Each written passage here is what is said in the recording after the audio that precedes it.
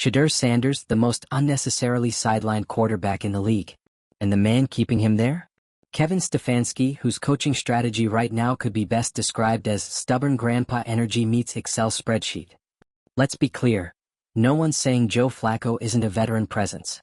No one's denying he's got experience, or that he can make the occasional throw when the stars align and the defense forgets they're allowed to blitz. But come on, this offense is lifeless. Predictable. Like watching a VHS tape of early 2000s football in 0.75x speed. If you're into the real story and all the messy twists they don't show on highlight reels, go ahead and subscribe. And if you're sticking around to see how this Browns QB chaos plays out, you should definitely be subscribed. Meanwhile, Shedeur is out here tearing it up in practice. Zipping passes into windows that shouldn't exist. Reading defenses like an NFL vet. Leading scout teams so efficiently that even the defense is low-key cheering for him. He's showing leadership, vision, athleticism, everything modern quarterbacks are supposed to be. And yet, he's holding a clipboard. Not because he's not ready. Not because he's not capable. But because Cleveland can't get out of its own way. This isn't just a bad coaching decision. It's organizational malpractice. You have the future of your franchise in uniform, healthy, hungry, and clearly better, and you're trotting out a placeholder who hasn't had a meaningful season since before TikTok existed? Make it make sense. And don't think it's just fans yelling into the void. The locker room is reportedly not happy. You've got veterans pulling coaches aside, whispering frustrations. You've got offensive linemen wondering why they're blocking for a guy who can't move more than 2 steps outside the pocket. You've got receivers making highlight reel catches in practice. For a quarterback who doesn't play on Sundays. It's a joke. And everyone inside the building knows it. Meanwhile, the rest of the division is watching this train wreck and licking their lips. You think the Ravens aren't scheming specifically to trap Flacco in the pocket and send the house? You think Mike Tomlin isn't rubbing his hands together, thrilled at the idea of defending the Browns' sluggish 1990s offense? They're not scared of Cleveland. They're counting on Stefanski's loyalty to the past. And let's talk about that. Because this isn't just about football. It's about ego. This coaching staff would rather lose slowly with their guy than win explosively with the quarterback who makes them look like they've been wrong this whole time. Starting Shedeur would mean admitting they misjudged him. That they missed the signs. That fans and media were right. That maybe, just maybe, Twitter had a point. And to some people in this league, that's worse than losing. So instead they hide behind cliches. He's still learning. We're going with experience. We trust our process. Translation? We're scared to change because we don't want to be wrong. Meanwhile, the stadium is filling up with Shedeur jerseys. The fans are chanting his name during warm-ups. There are literal protests outside the facility. And media personalities are roasting the Browns daily like it's their full-time job. The message is loud and clear. We see the problem. So why can't the people in charge? This is bigger than just one game. This is about a window that's closing. The Browns have the roster. The defense is elite. The weapons are there. The O-line is respectable. This team should be contending for the AFC crown, not fighting for field goals and one-possession games. And the one piece that's missing, the spark, the mobility, the upside, is currently parked on the bench like it's a middle school JV tryout. You can feel the tension tightening week by week. Every press conference gets more uncomfortable. Every no comment is a silent scream. And somewhere deep in the NFL league office, people are watching this with raised eyebrows and side conversations. Because when the dysfunction is this loud, it becomes a league problem. And let's talk long-term damage. Every week Shedeur sits, his development is stalled. Not because he's not learning, but because live reps matter. Game speed matters. Chemistry with the starting unit matters. And if you're too proud or too scared to give him that, you're not just hurting this season, you're compromising the future. This kid is supposed to be your franchise cornerstone, and you're treating him like an insurance policy you hope you never have to use. Make it make sense. And don't even get us started on the analytics. Every stat that matters, practice efficiency, release time, red zone decision-making, points to Sanders. He's outperforming Flacco across the board, but still riding the pine like he forgot his playbook. This isn't about numbers anymore. It's about narrative. And the narrative right now is ugly. Cleveland is being seen as a team that refuses to evolve. That clings to tradition, fear, and safe decisions while the rest of the league speeds into the future. They're the blockbuster movie stuck on VHS while everyone else is streaming in 4K. It's embarrassing. And it's unnecessary. Because Shadur Sanders is right there. Boys, ready, hungry, All Stefanski has to do is get over himself and make the call. Because one of two things is about to happen. Either he starts Sanders and unleashes the version of this team that everyone knows is possible, a high-powered, unpredictable, dangerous AFC dark horse, or he sticks with the status quo and watches it all crumble. The fanbase, the locker room, the season, his own job. This isn't just a quarterback controversy. It's a defining moment for the Cleveland Browns as an organization. And you can feel the clock ticking. Tick, tick, tick. Every week that goes by without Shedeur under center is another opportunity wasted.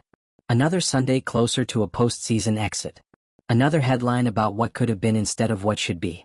So the question is, what are they waiting for? Permission? A sign from the football gods? A tweet from Elon Musk demanding Stefanski bench Flacco? Because guess what? It's already too late for dignity. The only thing left now is redemption.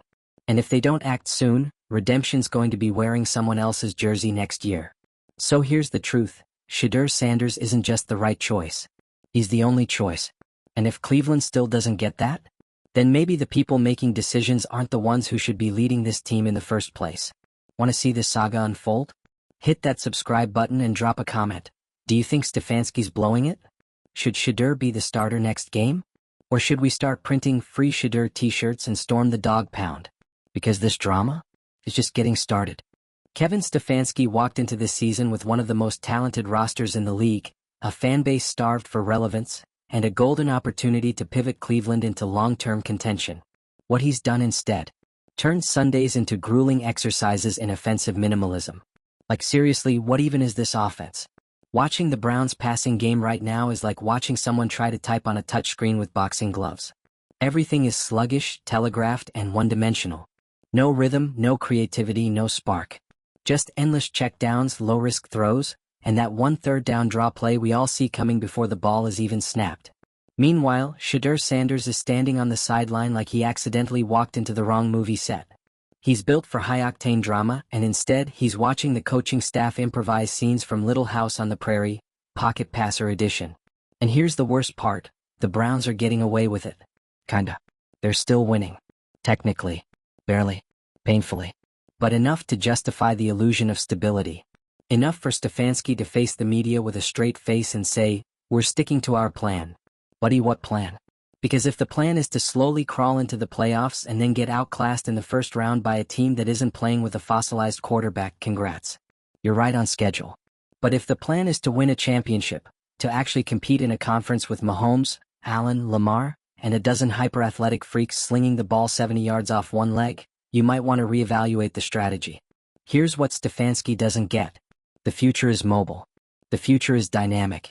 The future is already on your bench. And every week you choose not to use him? You're not just wasting a season, you're teaching your locker room that politics matter more than performance. Do you think the players aren't paying attention? They are. They see Shedeur in practice. They watch him run circles around the scout team. They hear the crowd buzzing when he tosses dimes during warm-ups. They feel the difference between watching him throw versus watching Flacco throw. And don't think for a second it's not affecting morale.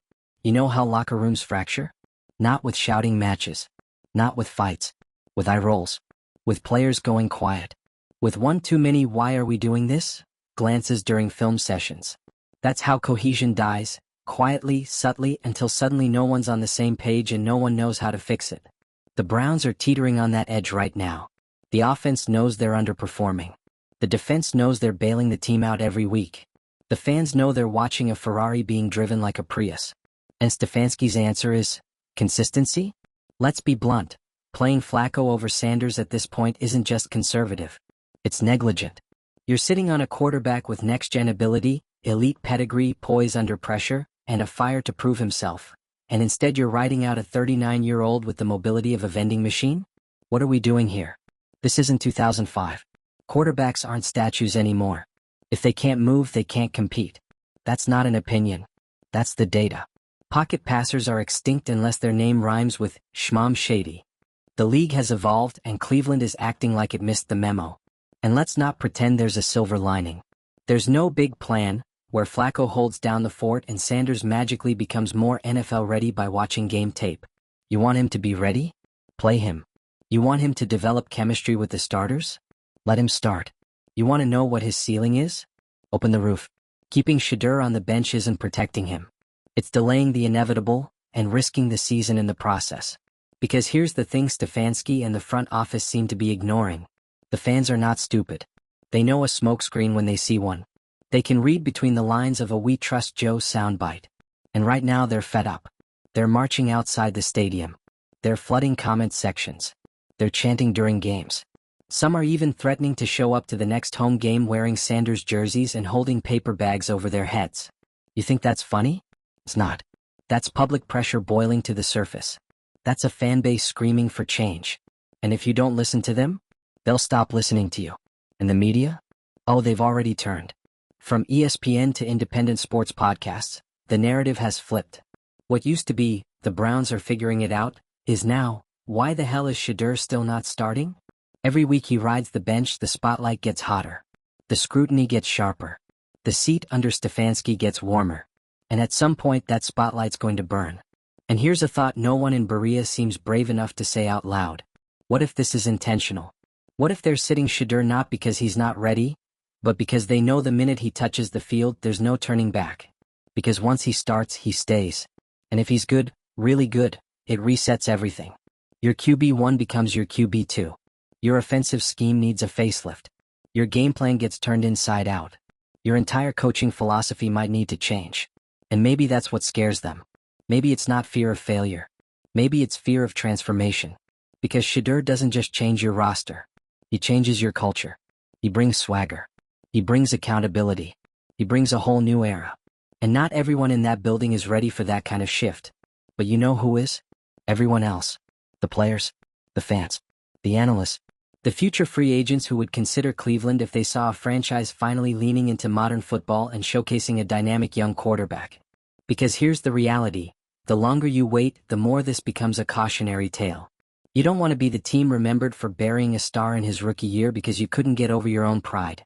You don't want to be the team that lost winnable games because you were too busy playing it safe. You don't want to be the franchise that let the window close with everything in place, except the courage to change. There is no more time to hide behind excuses. The film doesn't lie. The fans aren't buying it. The locker room isn't fooled. Shadur Sanders is ready. And the question isn't if he starts. It's how much damage you're going to cause before you finally admit you were wrong. We've seen this movie before. Teams waiting too long, sticking with the safe choice and letting the season slip away. And the Browns of all teams should know better. History hasn't exactly been kind to Cleveland.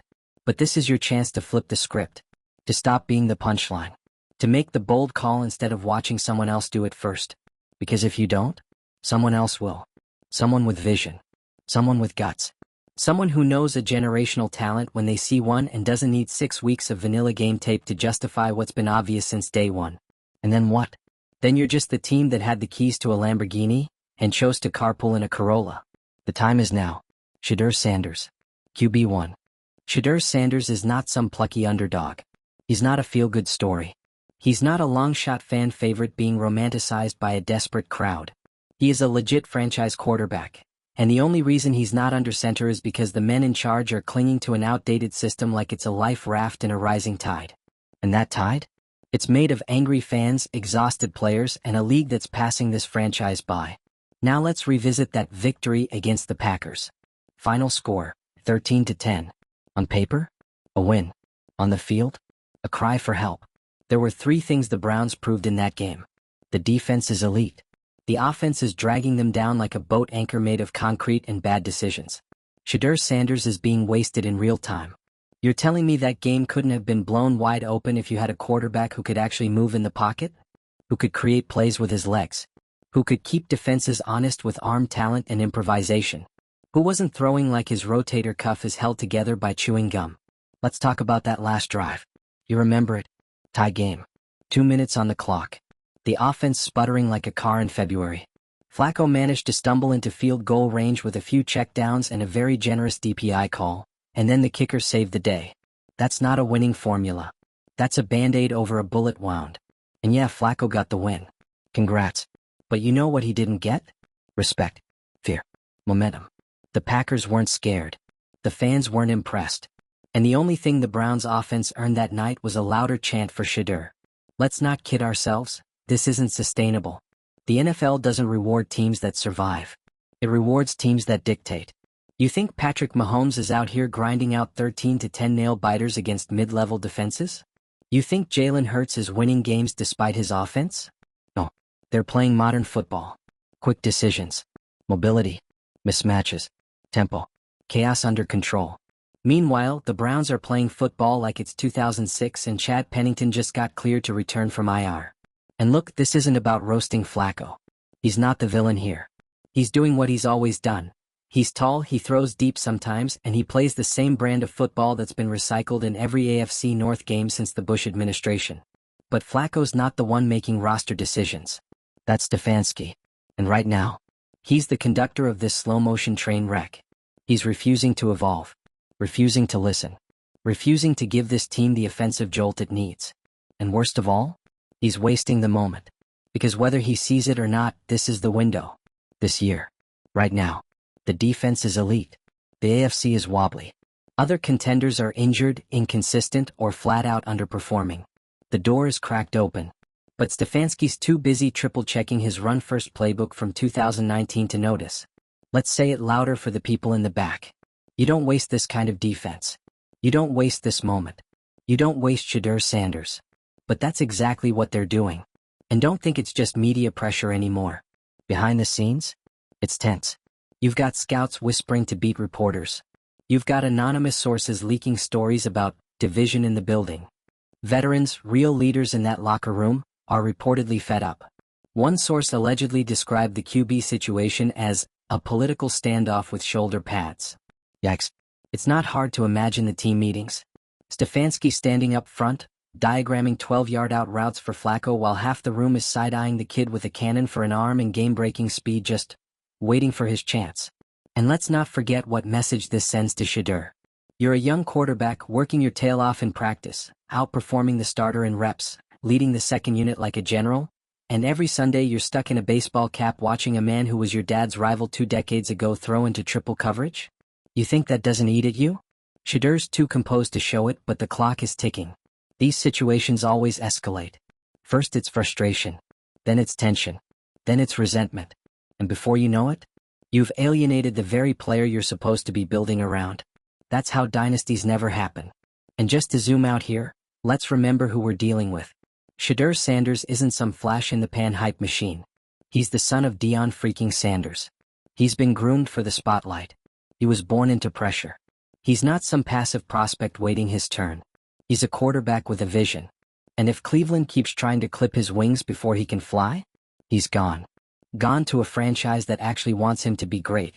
Gone to a city that embraces swagger and playmaking in high-stakes football. Gone to a front office that recognizes the moment and isn't afraid to pull the trigger. Because here's the brutal truth. If you won't play him, someone else will. And if that happens, Browns fans will be left watching highlight reels from another city. Watching Shedeur tear it up in primetime, watching him become a top 5 quarterback, watching him hold a Lombardi trophy somewhere else, while Cleveland's stuck drafting the next safe QB with a high floor and zero juice. Tell me you couldn't already see it. Tell me it hasn't happened before. This is what the great franchises understand. You don't sit on gold. You invest in it. You lean into it. You take the risk. Because the risk of not playing Shedeur is now greater than the risk of starting him. It's not about if he's ready. It's about how many more games you're willing to lose before you admit that he is. And trust me, this fanbase is out of patience. You can feel the shift. This isn't just frustration anymore. It's momentum. It's energy. It's a movement. Fans are buying Shedeur jerseys before he's even taken a real NFL snap. They're chanting his name in fourth quarters. They're launching online petitions, creating memes, flooding comment sections. They're not asking anymore. They're demanding.